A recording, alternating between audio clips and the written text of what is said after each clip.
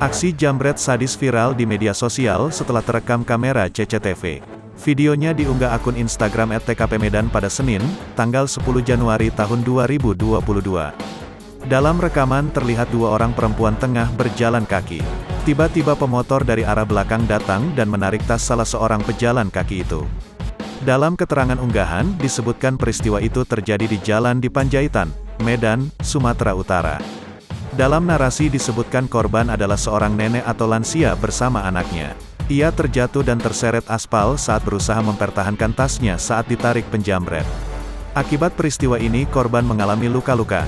Untuk kerugian diduga mencapai jutaan rupiah. Unggahan ini pun menuai berbagai reaksi dari warganet.